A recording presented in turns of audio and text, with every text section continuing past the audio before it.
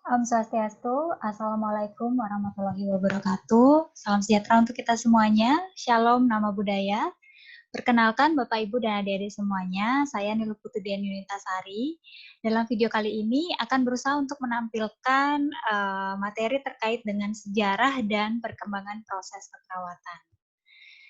Nah, adapun topik presentasi pada video kali ini menjelaskan 4 topik utama. Yang pertama adalah sejarah ilmu keperawatan, perspektif keperawatan, proses keperawatan, dan yang terakhir adalah proses keperawatan yang terdiri dari pengkajian, diagnosis, perencanaan, implementasi, dan juga evaluasi.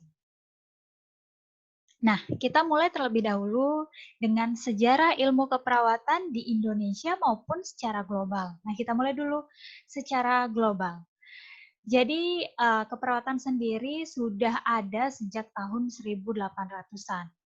Dan Nightingale sendiri menyatakan bahwa fokus pengetahuan keperawatan itu berbeda dari medis, yaitu berkaitan dengan lingkungan. Jadi hal yang pertama yang dinotis oleh pendiri keperawatan kita yaitu Florence Nightingale adalah keperawatan itu adalah suatu bidang ilmu yang berbeda dengan medis dan erat kaitannya dengan lingkungan. Kemudian keperawatan berkembang dari tahun 1930 sampai 1940, di mana kurikulum standar itu disusun dan terbentuk program diploma keperawatan. Nah, kemudian di rentang tahun ini juga terjadi perpindahan pendidikan diploma keperawatan ke universitas. Kemudian berkembang dari tahun 1950 sampai 1970 adalah perawat mulai berpartisipasi di dalam penelitian-penelitian.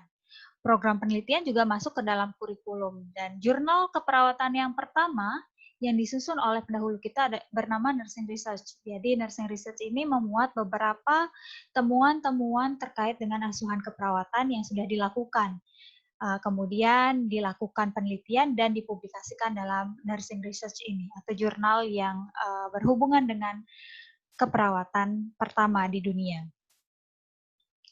Kemudian perkembangan dilanjutkan pada tahun 1980 sampai 1990, yaitu periode perkembangan utama ilmu keperawatan dari pra-paradigma menjadi paradigma yang terdiri dari manusia, lingkungan, kesehatan, dan keperawatan. Jadi sebelumnya paradigma keperawatan ini belum banyak muncul.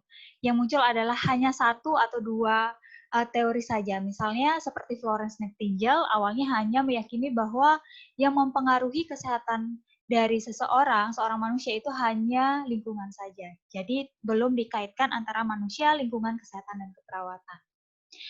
Nah, di rentang tahun inilah kemudian paradigma keperawatan kita mulai terbentuk, dan di abad ke-21 teori-teori keperawatan itu sudah lebih banyak berkembang, kemudian dijadikan sebagai produk-produk profesional keperawatan kita yang kemudian hingga saat ini masih dikembangkan juga, bahkan untuk menyusun kurikulum pendidikan seperti jenjang pendidikan nurse, magister, dan juga doktor keperawatan yang sudah ada juga di Indonesia. Nah, itu secara global. Bagaimana dengan perkembangan ilmu keperawatan di Indonesia? Jadi, perkembangan keperawatan kita sebetulnya juga sudah dimulai sejak tahun 1602 ternyata, dari zaman penjajahan Belanda yang pertama. Nah, di sana didirikan Rumah Sakit Bienen. Perawat pribumi pada saat itu ditugaskan sebagai tenaga yang berperan untuk menjaga kesehatan tentara Belanda. Jadi dalam hal itu belum terjadi banyak perkembangan ilmu keperawatan menyerupai di dunia atau secara global. Nah, rentang tahun 1816 sampai 1942 terjadi penjajahan Belanda yang kedua, dan didirikan Rumah Sakit Staatsverband, dan kemudian rumah sakit ini berpindah ke Salemba yang sekarang sering kita kenal dengan RSCM atau Rumah Sakit Cipto Mangunkusumo di Jakarta. Nah, pada tahun 1942 sampai dengan 45, kekalahan sekutu Belanda, dan kemudian kita kedatangan tentara dari Jepang. Dan sejarah perkembangan keperawatan pada rentang waktu ini juga tidak banyak mengalami perkembangan. Nah, pada tahun 1945 kemudian banyak rumah sakit yang didirikan untuk sentra balai pengobatan dalam rangka memenuhi tenaga kesehatan setelah masa-masa kemerdekaan. Kemudian tahun 1952 sampai 1962 mulailah pendidikan keperawatan dilirik dan didirikan. Kemudian 1962 itu dibuka pendidikan keperawatan setingkat diploma di Indonesia. Dan 1985 sampai dengan sekarang, awalnya pada tahun 1985 didirikan program studi sarjana keperawatan pertama di Indonesia di Universitas Indonesia. Dan saat ini beberapa universitas juga sudah menyediakan program dengan jenjang magister, spesialis, dan juga sudah ada doktor keperawatan. Jadi jenjang pendidikan kita sudah sampai di level tertinggi. Nah, kemudian kita berlanjut kepada perspektif keperawatan. Jadi perspektif ini diartikan sebagai keyakinan terhadap nilai-nilai yang menjadi pedoman untuk mencapai suatu tujuan yang kemudian dipakai sebagai pandangan hidup. Nah, jika kita lihat dari perspektif keperawatan ini adalah suatu keyakinan dalam memaknai nilai-nilai keperawatan yang menjadi pedoman dalam memberikan asuhan keperawatan baik kepada individu, keluarga, kelompok maupun masyarakat. Jadi nilai-nilai ini yang harus diyakini oleh perawat dalam memberikan asuhan keperawatan. Nah, bagian dari perspektif keperawatan itu ada dua. Yang pertama ada dari sisi humanisme. Jadi pendekatannya humanis atau berdasarkan dengan respon manusia. Yang pertama tentunya saling berbagi dalam kemampuan untuk berpikir kreatif dalam mencari solusi dari masalah-masalah klien. Jadi kita memang asuhan keperawatan yang kita susun itu harus berdasarkan solusi ataupun solutif dari masalah-masalah yang ditimbulkan. Kemudian berperilaku untuk mencapai tujuan. Tentu saja hal-hal yang kita lakukan dalam intervensi keperawatan itu harus mengacu pada tujuan apa yang ingin kita capai. Tentunya tujuan yang bersifat terapeutik. Kemudian memiliki holism intrinsik, yang berarti bahwa tidak memandang seseorang itu hanya dari hal atau elemen fisik saja, tapi juga secara holistik, baik bio, psiko, sosio, kultural, dan juga spiritual. Kemudian berjuang untuk mempertahankan integritas dan memahami kebutuhan untuk memiliki hubungan dengan orang lain yang bersifat verifiti. Jadi integritas itu adalah suatu hal yang mungkin harus kita jaga juga sebagai perawat, di mana kita misalnya menjanjikan sesuatu atau akan memberikan intervensi keperawatan tertentu pada jam tertentu, kita harus melakukannya juga dan menepati janji kita itu pada saat waktu yang sudah ditentukan seperti itu. Jadi tidak boleh kemudian kita melanggar janji tersebut. Sebisanya kita tidak boleh melanggar janji tersebut, tidak boleh mengabaikan klien atas dasar apapun, dan juga tentunya kita harus memperhatikan prinsip-prinsip menjaga kerahasiaan dan etik-etik yang lainnya. Kemudian yang kedua adalah bagian perspektif keperawatan verifiti. Nah, verifiti ini adalah veritivity ini adalah prinsip alamiah manusia yang mempertegas tujuan umum keberadaan manusia. Jadi ada 4 elemen penting di sini. Yang pertama adalah tujuan eksistensi dari manusia itu sendiri, kemudian gabungan dari beberapa tujuan peradaban manusia, kemudian adanya aktivitas dan kreativitas untuk kebaikan-kebaikan umum, dan tentunya ada nilai dan arti dari kehidupan. Jadi veritivity ini lebih kepada bagaimana seseorang memahami prinsip-prinsip alamiah manusia untuk mempertegas tujuan untuk hidup atau keberadaan hidup manusia di dunia ini. Jadi kita juga sebagai perawat juga harus memahami kondisi ataupun memahami perspektif kehidupan yang dimiliki oleh klien kita. Jadi karena setiap orang memiliki perspektif dan juga memiliki tujuan-tujuan dan prinsip hidup yang berbeda juga. Nanti akan dijelaskan lebih lanjut dari teori-teori keperawatan dengan pendekatan-pendekatan tertentu. Nah, selanjutnya kita akan membahas tentang proses keperawatan. Sebelumnya kita harus tahu dulu pengertian dari proses keperawatan itu seperti apa. Proses keperawatan itu adalah suatu cara yang sistematis dalam memberikan asuhan keperawatan yang dilakukan dengan cara bekerja sama bersama dengan pasien. Tentunya pasien ini individu, keluarga, ataupun masyarakat yang memiliki tujuan untuk melakukan pengkajian, menentukan diagnosis, merencanakan tindakan, melaksanakan dan mengevaluasi tentunya asuhan keperawatan yang sudah dibuat dengan berfokus pada pasien atau klien kita sendiri, berorientasi pada tujuan bersama yang telah disepakati. Dan Florence Nightingale juga sudah melakukan proses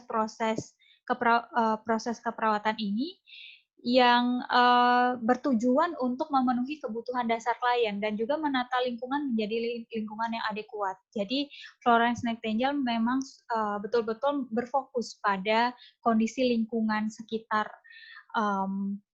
klien sehingga lingkungan itulah yang nantinya akan memperkuat atau memiliki daya yang kuat untuk menjaga klien tetap sehat ataupun dalam proses penyembuhan. Kemudian tujuan dari proses keperawatan ini, yang pertama adalah tujuan umumnya adalah meningkatkan kualitas asuhan keperawatan tentunya. Dengan asuhan keperawatan ini kita akan memiliki guidelines atau memiliki acuan apa yang harus kita capai, apa yang kemudian harus kita lakukan itu sangat berpengaruh pada kinerja kita sebagai perawat. Kemudian tujuan khususnya ada beberapa. Yang pertama adalah teridentifikasinya masalah-masalah terkait dengan kebutuhan dasar manusia. Jadi, identifikasi masalah-masalah ini tentunya didapatkan dari proses pengkajian yang komprehensif.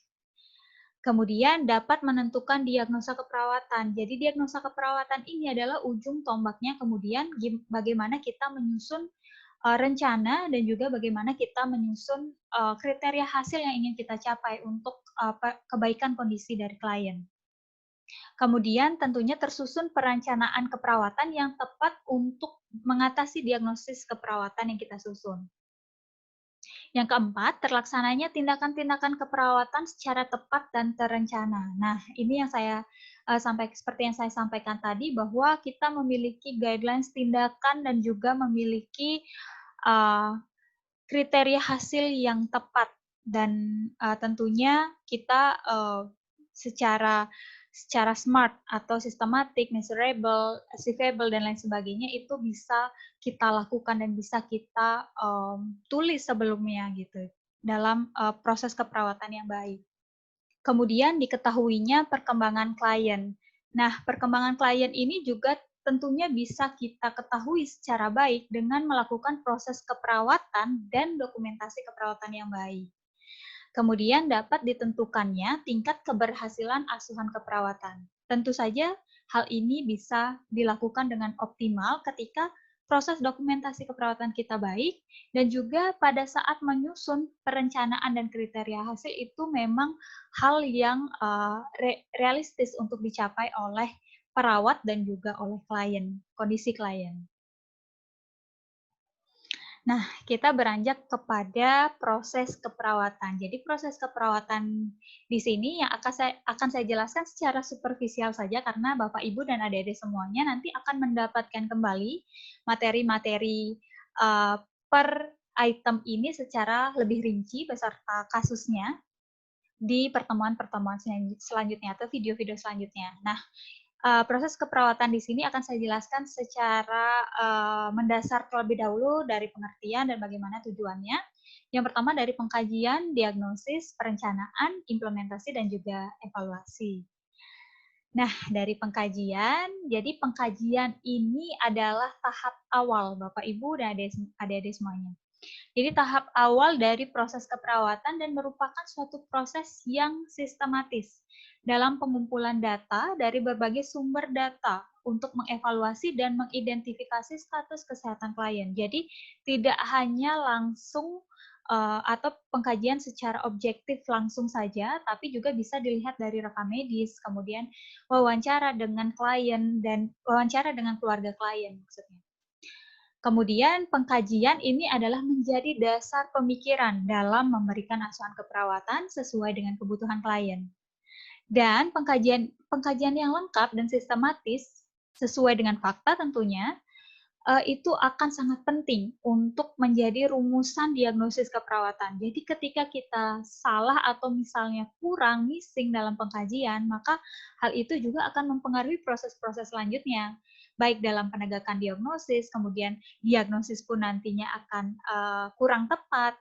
Nah, kurang tepat tersebut akan juga berdampak pada perencanaan, implementasi, bahkan sampai evaluasinya mungkin gitu. Jadi proses pengkajian ini menjadi salah satu ujung tombak juga untuk di dalam proses keperawatan ini. Maka dari itu kita harus betul-betul jeli melihat data dan juga melihat kondisi klien pada saat itu. Kemudian proses pengkajian itu secara garis besar ada 4 tahapan. Yang pertama adalah mengumpulkan data tentunya, baik itu data primer maupun sekunder. Primer itu adalah data yang langsung kita kaji pada pasien.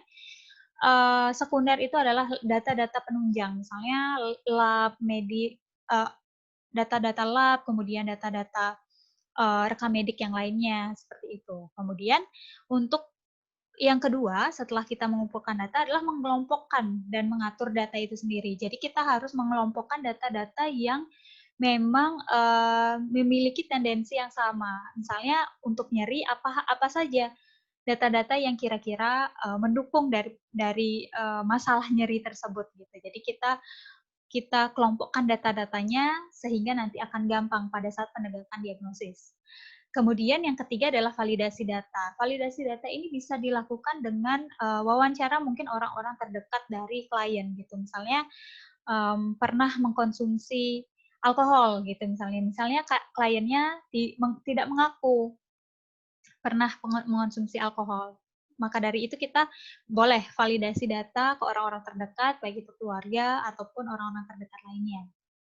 Kemudian mendokumentasikan data tentunya. Ketika kita sudah mendapatkan data yang komprehensif, ada baiknya kita memang menyusun data tersebut, baik itu diketik ataupun ditulis secara manual.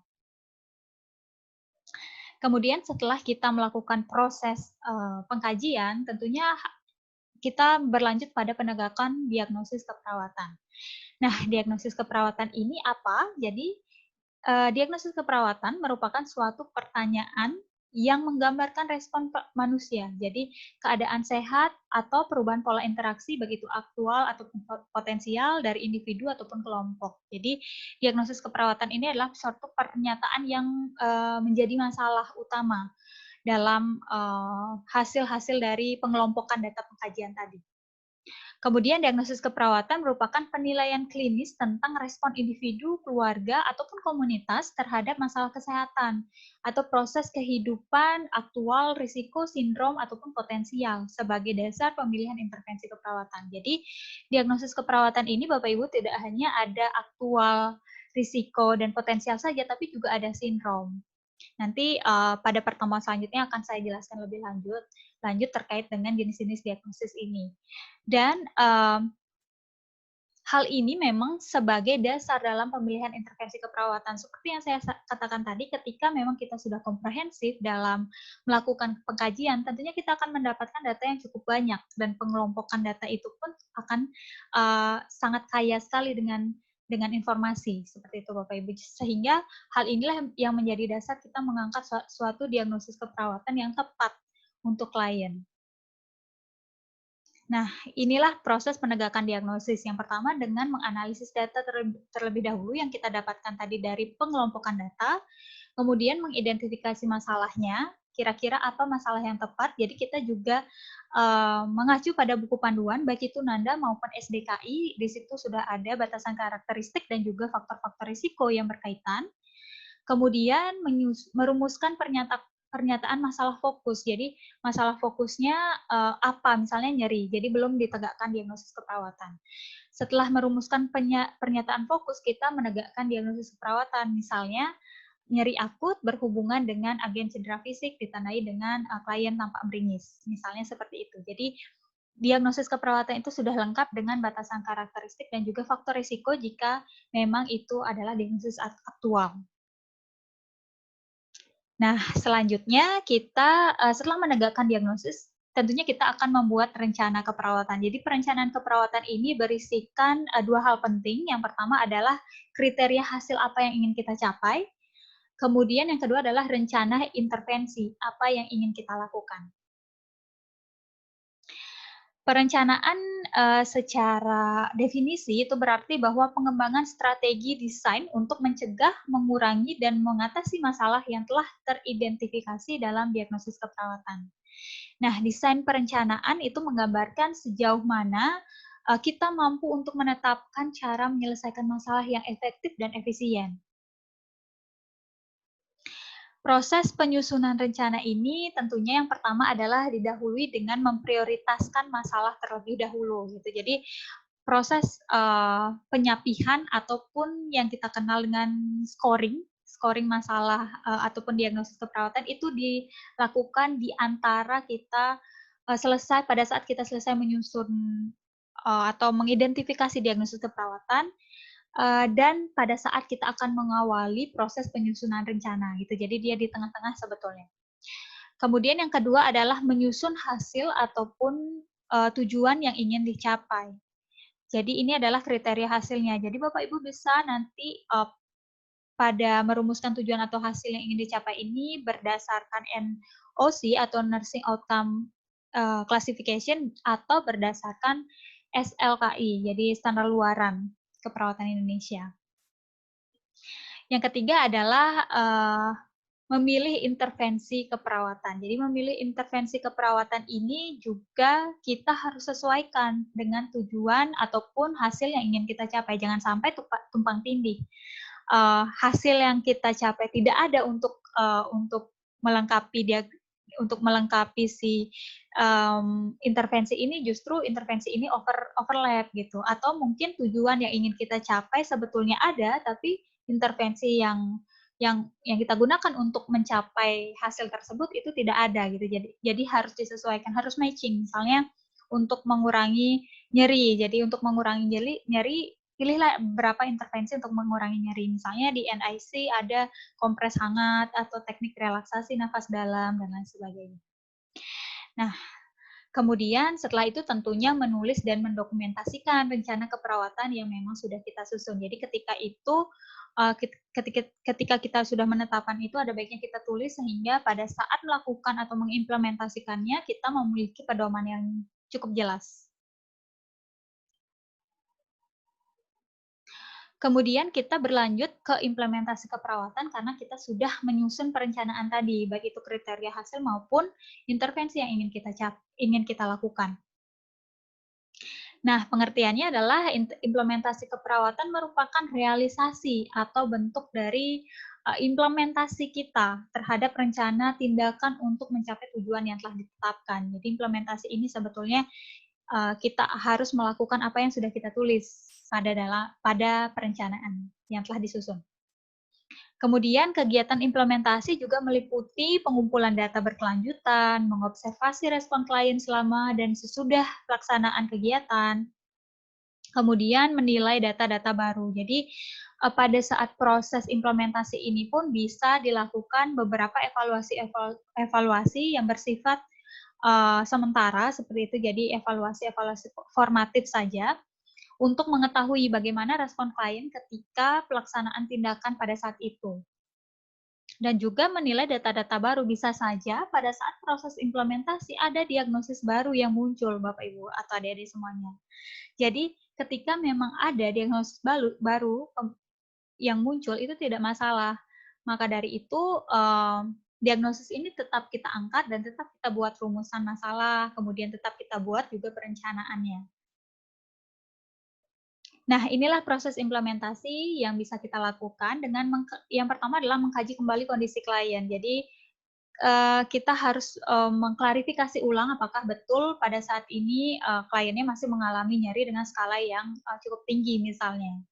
Kemudian tentunya melakukan intervensi yang telah direncanakan. Ketika memang ada nyeri tersebut, kita langsung berikan implementasi. Melakukan supervisi keperawatan. Jadi tentu saja, hal-hal yang kita lakukan atau intervensi-intervensi yang kita lakukan perlu mendapatkan supervisi atau perlu mendapatkan, penilaian dari atasan kita atau penilaian secara peer, sesama perawat, seperti itu. Jadi untuk, mengetahui bagaimana efektivitas dan juga, ketepatan dari intervensi kita kepada klien. Dan tentunya mendokumentasikan tindakan-tindakan keperawatan yang sudah kita lakukan. Hal ini juga berkaitan dengan, mungkin honorarium atau juga mungkin, apa yang sudah kita lakukan dan dilimpahkan atau di handover dengan perawat lainnya dan lain sebagainya. Jadi dokumentasi keperawatan pada saat implementasi juga sangat penting dilakukan. Yang terakhir adalah evaluasi keperawatan. Jadi evaluasi keperawatan itu merupakan suatu penilaian dengan cara membandingkan bagaimana bagaimana kondisi klien saat ini, hasil yang diamati pada saat kriteria hasil eee, kriteria hasil dari sisi waktu itu sudah kita selesai lakukan dan kita membandingkannya dengan tujuan yang ingin kita capai pada kriteria hasil di perencanaan yang sudah kita susun. Jadi hal itu juga berkaitan dengan critical thinking kita, bagaimana kita, membandingkan hal tersebut dan apa kemudian hal-hal yang kita putuskan. Nah, tujuan dari evaluasi ini adalah yang pertama bisa mengakhiri rencana tindakan keperawatan karena sudah tercapai tujuannya. Yang kedua, memodifikasi rencana tindakan keperawatan karena mungkin belum tercapai sepenuhnya atau belum optimal dalam ketercapaian tujuan yang telah kita susun, atau meneruskan rencana tindakan keperawatan. Mungkin sudah ada progres, tapi memang belum optimal. Jadi, meneruskan dan juga memodifikasi rencana tindakan keperawatan ini, bisa dilakukan ketika kondisi klien mengalami perbaikan ataupun, mengalami progres tapi belum optimal. Jadi kita perlu, modifikasi ketika, dirasakan oleh klien juga misalnya, tidak enak, tidak nyaman, dan lain sebagainya. Jadi semuanya bergantung terhadap, respon-respon yang diberikan klien dan juga respon-respon, verbal ataupun nonverbal yang ditunjukkan oleh klien. Nah, proses evaluasi sendiri yang pertama dari mengumpulkan data yang berhubungan dengan hasil, tentunya sesuai dengan respon-respon yang ditunjukkan oleh klien kita. Kemudian membandingkan data dengan kriteria hasil yang telah ditetapkan. Tentunya kita harus, punya catatan apa saja, kriteria hasil yang ingin kita capai di satu diagnosis, kemudian dibandingkan dengan hasil kumpulan data di tahap pertama tadi. Yang mana yang sudah tercapai, yang mana yang belum tercapai, atau tidak tercapai sama sekali, gitu. Nah, kemudian yang tidak tercapai sama sekali itu, kita perlu evaluasi pada intervensi yang kita berikan untuk mencapai hasil itu. Nah, apakah kemudian perlu dimodifikasi atau perlu diganti atau mungkin dilanjutkan? Kita lihat juga dalam proses evaluasi formatif yang ada di setiap, intervensi yang kita berikan. Nah, kemudian menarik kesimpulan dan, mendokumentasikannya dalam, SOAP ya, yang Bapak Ibu mungkin sudah lakukan dalam layanan, dan memutuskan tindakan tersebut dilanjutkan, dimodifikasi, atau justru dihentikan. Nah, jadi critical thinking kita sebagai perawat itu sangat diperlukan dalam proses memutuskan hal ini. Oke, jadi untuk video yang pertama, itu yang bisa saya berikan, ini adalah beberapa daftar referensi keperawatan yang saya gunakan, ada dari Ellicut, Asmadi, Budiono, kemudian ada NIC, Fawcett, Cozier, dan lain sebagainya. Jadi, Bapak Ibu, adik-adik sekalian bisa mengakses ataupun bisa membaca juga lebih lanjut daftar referensi yang sudah saya gunakan dan sudah saya tampilkan di video ini. Baik. Jika Bapak Ibu ada pertanyaan atau adik-adik semuanya ada pertanyaan, kita akan berlanjut nantinya pada sesi diskusi pada kuliah online. Jadi Bapak Ibu setelah melihat video ini, harapannya adalah memiliki pertanyaan dan memiliki hal-hal yang akan didiskusikan dalam proses kuliah online ini. Baik, terima kasih. Saya Nilu Putri Denitasari, mohon maaf jika ada kesalahan dan sampai ketemu pada kuliah online. Terima kasih.